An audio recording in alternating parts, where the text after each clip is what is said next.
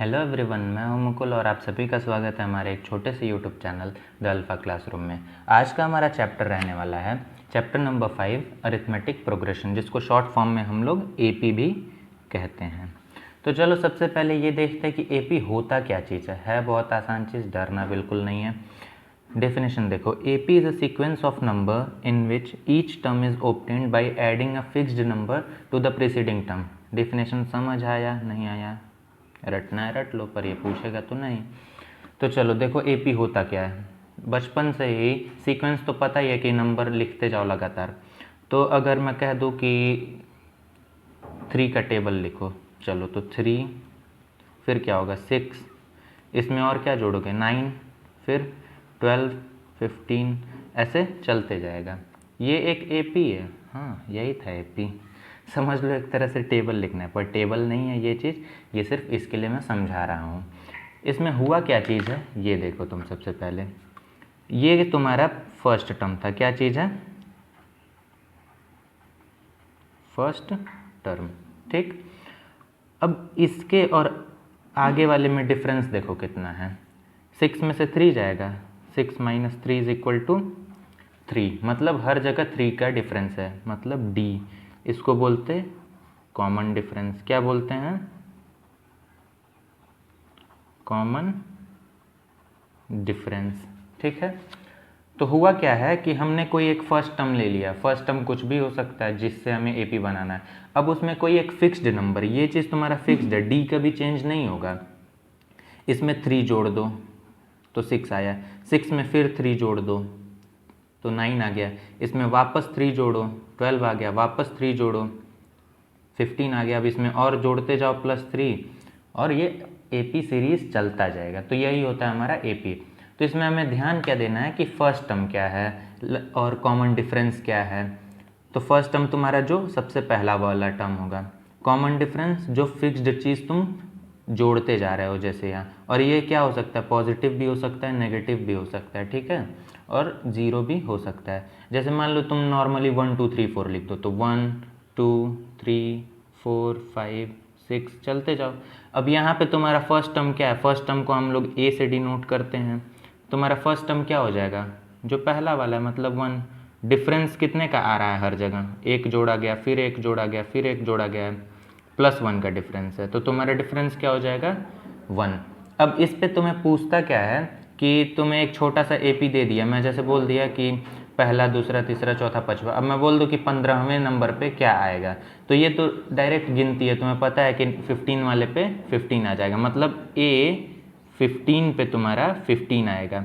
ये जो चीज़ है ना, ये तुम्हारा पोजीशन बताता है।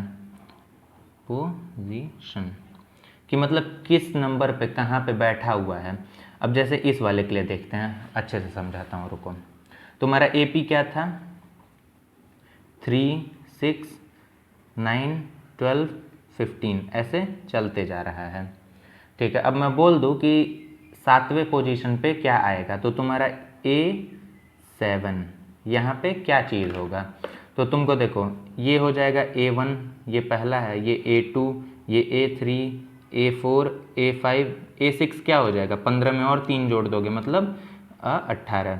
फिर A7 क्या हो जाएगा? 18 में और जोड़ दो 3 मतलब 21। चलो ऐसे हम लोग निकाल सकते कि भैया 21 आ रहा है। अब मैं बोल दूँ A100 बताओ, मतलब 100 पोजीशन पे कौन बैठा है। क्या ऐसे जोड़ते जाओगे 100 बार? हालत ख़राब हो जाएगा। तो ऐसे नहीं करना है। तो कुछ तो फॉर्मूला, भाई मैथ्स पढ़ रहे हो तो फॉर्मूला तो पढ़ना ही पड़ेगा। तो हम लोग इसका कुछ ना कुछ जुगाड़ निकालेंगे, फॉर्मूले से करेंगे। तो हमारा AN मतलब, रेड पेन से बताता हूँ, रुको। AN मतलब nth टर्म, ये हमें निकालना है। अच्छा, अभी हमने जो लिया था एपी वो नंबर लेके देखा, पर इसका कुछ तो जनरल फॉर्म भी होना चाहिए। तो मान लेते हैं भैया, क्या मानना है कि हमारा जो पहला टर्म है, अब यहाँ जनरल फॉर्म निकाल रहा हूँ, जनरल फॉर्म ऑफ एपी, ठीक है। मान लेते हैं कि पहला टर्म क्या है? ए है, और तुम्हारा देखो यहाँ लिख भी दे रहा हूँ, फर्स्ट टर्म ए है, ये आर है, ठीक है। और कॉमन डिफरेंस डी है। अब तुम्हें general form of A P लिखना है, तो क्या हो जाएगा, ए, अगला टर्म क्या होता है, यहाँ पे देखो 3 वाले में 3 था और डिफरेंस यहाँ पे तुम्हारा ए क्या है 3 है और डी क्या है वो भी 3 है, क्योंकि 6 में से 3 गया, 9 में से 6 गया तो 3 आ रहा है। तो क्या कर रहे हो, 3 लिख दे रहे हो सबसे पहले, फिर उसमें ये जोड़ दे रहे हो, मतलब 3 + 3। अब थर्ड टर्म क्या हो जाएगा, ए लिखोगे और इसको 2 बार जोड़ोगे, 3 + 3 में एक और बार ये जोड़ दोगे, ऐसे ही चलते जा रहा है। तो ये बन जा रहा है 3, ये 6, फिर 9 और जब 4 बार जोड़ोगे तो 12 और ऐसे ही चलते जाएगा। तो मतलब क्या करना है, पहला टर्म लिखना है और उसमें डिफरेंस दूसरा वाला टर्म में जोड़ देना है, a + d, ठीक है। अब ये पहला टर्म हो गया, ये दूसरा टर्म हो गया, अब हमें तीसरा वाला लिखना है। तो इसी चीज़ में a + d में एक और d जोड़ देंगे, ठीक है। अगले वाले में क्या करेंगे, ये थर्ड हो गया, अब हमें फोर्थ टर्म लिखना है, a + d, ये आ गया, इसको ये पूरा यहीं नोट कर दो same to same, a + d और एक और एक्स्ट्रा d आ जाएगा, ये फोर्थ टर्म हो गया। अच्छा, अब ऐसे करते जाओगे तो d d d d कितना कोई d लिखेगा, परेशान हो जाओगे ना, तो इजी कर देते हैं इसको भी। तो सबसे पहले a हो गया, फिर क्या आएगा a + d आएगा, उसके बाद क्या आएगा a, सिर्फ लिखो, d कितने बार है 1 और 2 मतलब 2d, फिर a लिखो और d कितने बार है 1 2 3d। टर्म नंबर भी देख लेते हैं, ये AP है टोटल, ये पहला टर्म है, ये टोटल दूसरा टर्म है, ये तुम्हारा तीसरा टर्म है और ये चौथा टर्म है। अच्छा ठीक है, अब मैं बोल दूँ ऐसे ही चलाते जाओ और मुझे 20वां टर्म बताओ। अब एक चीज़ तुम ज़रा नोटिस करना, सॉरी, ऑब्जर्वेशन। ऑब्जर्वेशन क्या है तुम्हारा कि जब हमने पहला टर्म बोला तो a आ रहा है, दूसरे टर्म में जब सेकंड टर्म निकाल रहे हो तो a तो वैसे ही रह रहा है, d के साथ क्या हो रहा है, क्या d 1 आ रहा है या 2 आ रहा है, जैसे 2 पे हो तो क्या d भी 2 है, नहीं, एक कम है मतलब d है सिर्फ। थर्ड टर्म में क्या हो जा रहा है, थर्ड टर्म में भी देख लो a तो वैसे ही है, ठीक है, क्या d 3d हो रहा है या 3 से एक कम हो रहा है, एक कम हो रहा है। सेम ऐसे ही मान लो तुम फोर्थ टर्म निकाल लो तो a तो वैसे ही रहेगा, क्या d भी 4 है, ये देखो 4 है या 3 है, एक कम है, 4 से एक कम है मतलब 3d। तो अब मान लो मैं बोल दूं an निकालो, क्या निकालो an, तो सब में देखो a तो उतना ही रहेगा, a हर जगह सेम है तो a को वैसे ही लिख दो। जो n है मतलब यहाँ जो लिख रहा था, जैसे A4 लिखा मैं, ठीक है, इसको बोलते हैं A4, ठीक है। तो A4 में d एक कम है, मतलब अगर n है तो d तुम्हारा n-1 हो जाएगा और फिर d मल्टीप्लाई होगा। बस यही था, ऑब्जर्व करके तुमने एक फॉर्मूला बना दिया, साइंटिस्ट बन गए। इसको बोलते nth टर्म ऑफ AP। ये तुम्हारा चैप्टर का पहला फॉर्मूला मिल गया। अब रुको वापस से रिवाइज कराता हूँ कि पढ़ा क्या अभी तक हमने। तो अरिथमेटिक प्रोग्रेशन होता क्या है, arithmetic progression is a sequence of numbers in which each term is obtained by adding a fixed number two the preceding term. मतलब इसमें हर एक टर्म में एक फिक्स्ड नंबर जोड़ा जाता है, जैसे यहाँ पे फिक्स्ड नंबर 3 है, हर जगह 3 और 3 ही जुड़ रहा है, ठीक है। तो हम लोग जो पहला टर्म होता है उसको तो a से डिनोट करते हैं, वो हो गया फर्स्ट टर्म, ठीक है। अब जो फिक्स्ड नंबर है जो जुड़ते जा रहा है, जैसे हर जगह 3 जुड़ रहा है, उसको भी तो कुछ नाम देना पड़ेगा भाई, नामकरण करना बहुत ज़रूरी है।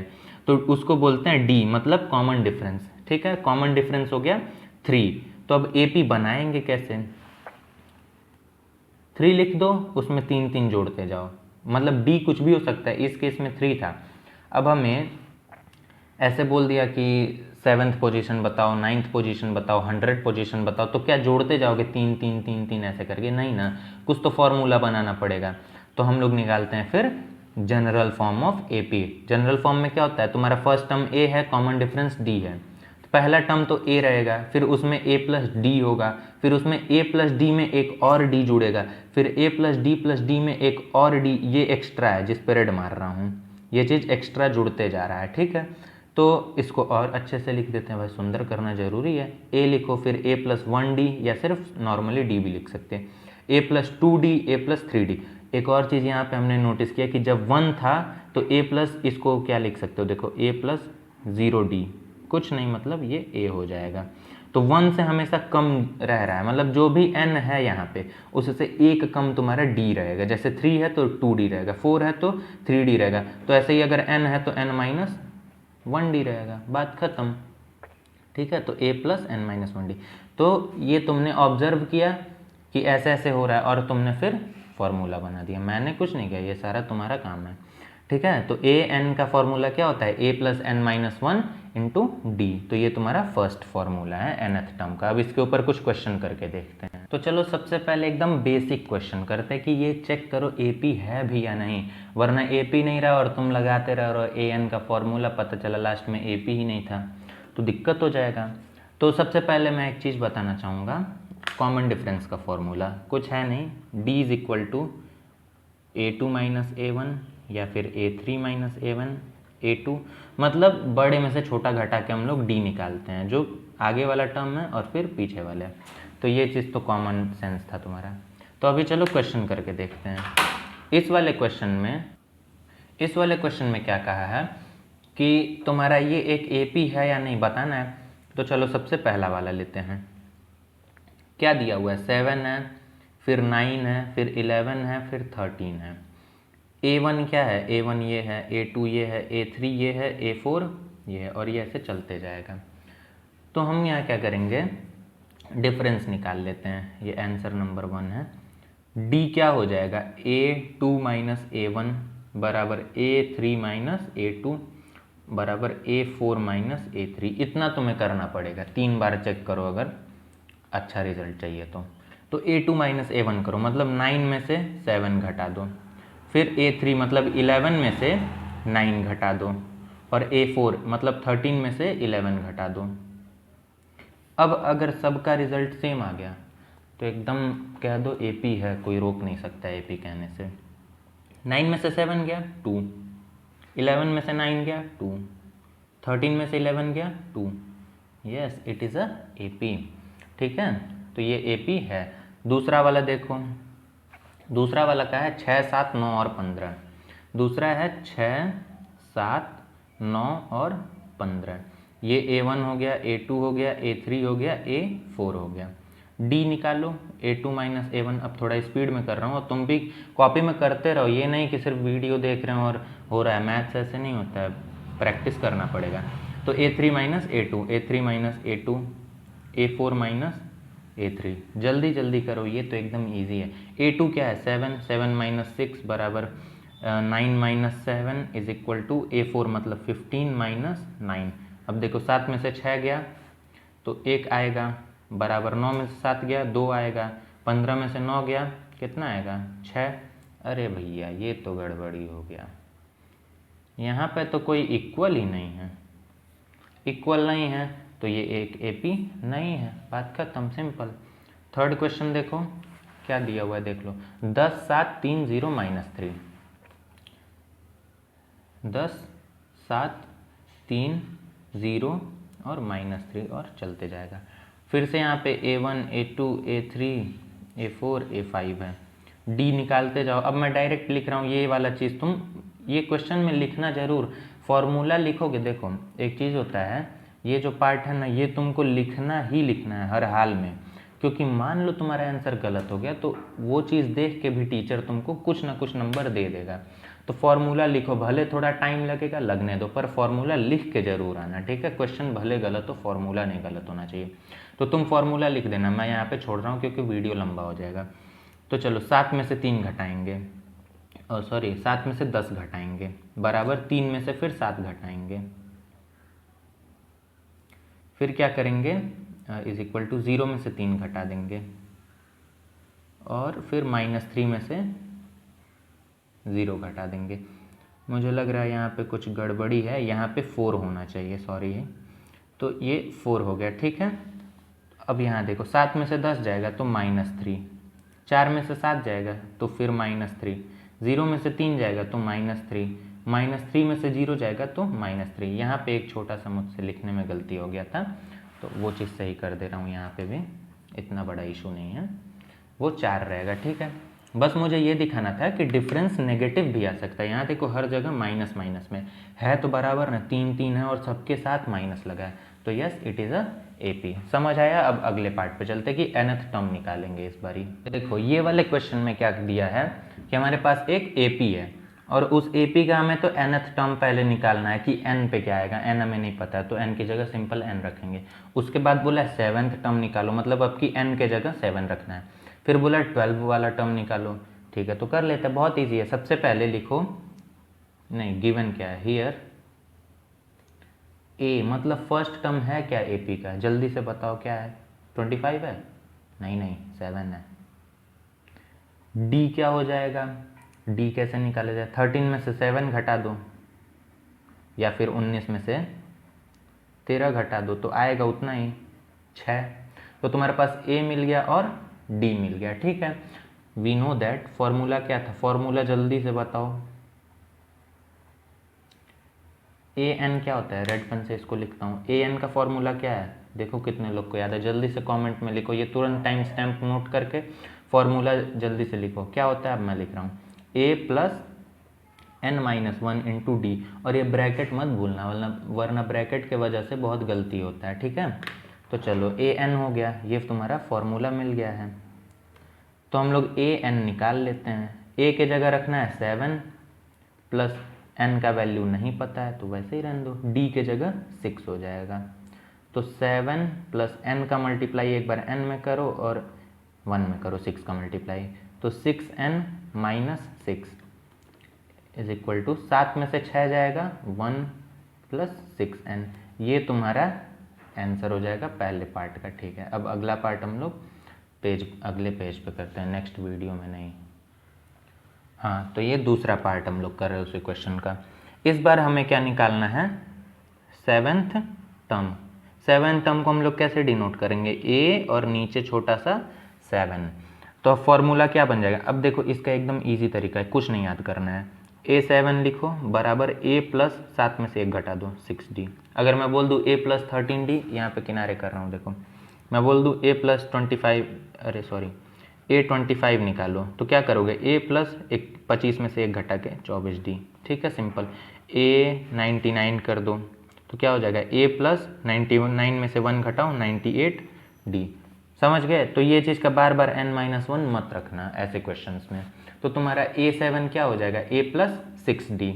तो ये क्या होगा, A की जगह रखो 7 + 6 के जगह 6 रहेगा और D के जगह भी 6 है, ठीक है। तो 7 + 6 6 6 36, 7 6 13 को 3, 1 हासिल तो 43 आ गया A7। अब तुम्हें बोला था A12 वाला या जो भी था, मैं एक बार चेक कर लेता हूँ क्या था। हाँ A12 भी था, तो मैं अब 12th टर्म निकालना है। ये तुम्हारा दूसरा निकल गया। अब जल्दी से बताओ, ये चीज़ तुरंत टाइम स्टेप नोट करो और तुरंत भेजो कमेंट में। क्या चीज़ होगा, A + 11D, ठीक है। तो A की जगह हम लोग रखेंगे 7 + 11 × 6, D की जगह 6, तो ये हो जाएगा 7 + 66, मतलब 7 6 13 को 3, 1 हासिल 7। समझ गए। तो A12 ये हो जाएगा। अगले क्वेश्चन पे देखते हैं।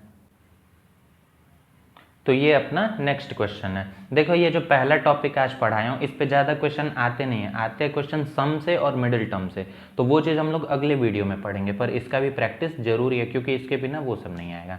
तो तुम्हारा AP क्या दिया हुआ है, 7 11 15 19 23 और ऐसे चलते जाएगा, पता नहीं कहाँ तक चलता है, मुझे भी नहीं पता, N तक चलता है। तो देखो तुम्हें निकालना क्या है, A26 A101 A88, ये आपको होमवर्क रहेगा, ये दोनों मैं बताऊंगा। तो चलो सबसे पहले निकालो A क्या है, हियर A = 7, D = D क्या हो जाएगा 11 - 7 बराबर 15 - 11। 11 में से 7 जाए तो भी 4 आएगा, 15 में से 11 जाए तो भी 4 आएगा, मतलब D तुम्हारा 4 हो गया। देखो 4 है और A = 7 हो गया, ठीक है। अब तुमको A26 निकालना है। फॉर्मूला तुरंत बिना an-1d कुछ नहीं पता, सिर्फ क्या लिखना है a + 25d, यहाँ से एक घटा करके d लिख दो। तो a की जगह क्या रखोगे 7, 25 की जगह 25 और d के जगह 4, तो 7 + 25 × 4 क्या होता है 100, तो 107 हो जाएगा A26। अब एक चीज़ देखो फॉर्मूले का कितना फ़ायदा है, ऐसे A1 2 3 4 5 ऐसे तुम चलते चलते 25 तक जोड़ते तो हालत ख़राब हो जाता, पूरा 3 घंटा बोर्ड का इसी में चला जाएगा। तो फॉर्मूले से कितना जल्दी हो जा रहा है 107 आ गया। अब चलो निकालना क्या दूसरा यहाँ पे कर देता हूँ ब्लैक कलर से, A101, तो क्या हो जाएगा a + 100d, बिना कुछ सोचे समझे तुरंत लिख देना। 101 है तो एक घटा के लिख दो, तो a के जगह क्या रखोगे 7 और d के जगह 100 × d के जगह क्या होगा 4, ठीक है।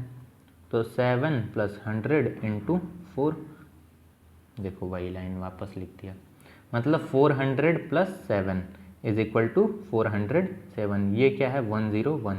अब ऐसे अगर जोड़ते जाते 101 तक तो पता चलता 2 बार बोर्ड का एग्ज़ाम देना पड़ेगा, तो इसीलिए फॉर्मूले का इस्तेमाल करो और बच के रहें। तो तुम्हारा दूसरा आंसर ये हो गया और पहला वाला ये निकला था 107 और 407।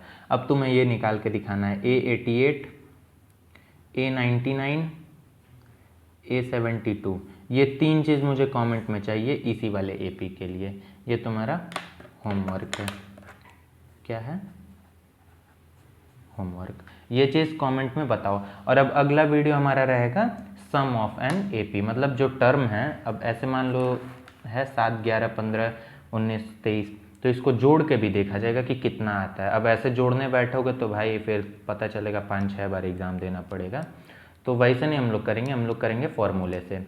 तो मिलता है अगले वीडियो में, तब तक ये क्वेश्चन का आंसर मुझे कमेंट में बताओ, जो सबसे पहले बताएगा अभी नहीं कुछ मिल पाएगा, सिर्फ अप्रिशिएट करूँगा, ठीक है। तो अगले वीडियो में मिलते हैं, तब तक के लिए थैंक यू।